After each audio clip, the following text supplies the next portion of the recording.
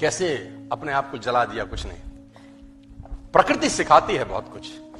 हमारी आंखों के सामने बहुत कुछ हो रहा है, हमारी आंखों के सामने बहुत कुछ घटित हो रहा है। हम अनभिज्ञ हैं, हमको समझ ही नहीं आ रहा कि प्रकृति रोज सिखा रही है कि जलना तो पड़ेगा। और देखो कहानी इसकी, ये बर्ड किंगडम का राजा है, ईगल। प्रकृति रोज सिखाती है कि if you want to become eagle तो आपको जलना पड़ेगा। 70 साल औसतन उम्र होती है, 70 साल ईगल का उम्र होता है सर।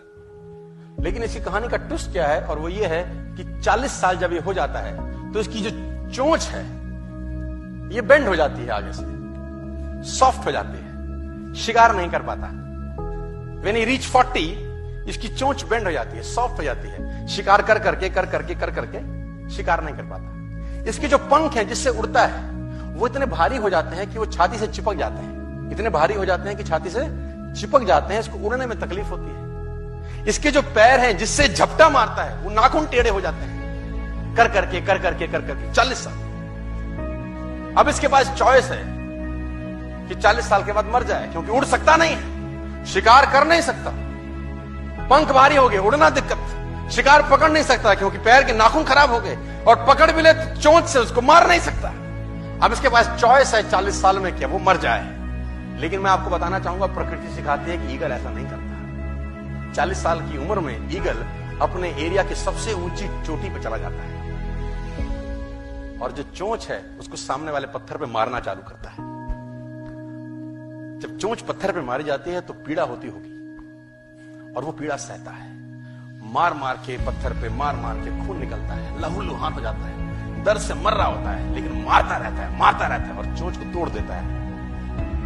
इसलिए तोड़ता है कि प्रकृति नहीं देगी, लेकिन वो जो तोड़ने का प्रोसेस है वो पीड़ादायक है। सेम कहानी है, जो पैर के नाखून रहते हैं उसको रगड़ता है शिला के ऊपर, रगड़ के तोड़ देता है उसको। कितना पेनफुल रहता है। लेकिन हर ईगल की जिंदगी में ऐसा दिन आता है 40 साल, जैसी चोंच निकलती है कहानी यहां खत्म नहीं होती, नई चोंच आती है, फिर वो उस चोंच से अपने परों को तोड़ता है, अपने जिस्म से अपने ही पर उखाड़ता है, क्योंकि वो पर उसके उड़ने के लायक नहीं रहे। भयंकर पीड़ा होती हुई, भयंकर। लेकिन इस प्रोसेस से हर ईगल गुजरता है अपनी जिंदगी में, और 40 साल की इस प्रोसेस में 6 महीने के बाद वो एक नया ईगल होके 30 साल और जीता है, 30 साल और जीता है सर। तो आहुति तो देनी पड़ेगी। आज कल परसों चॉइस आपकी है।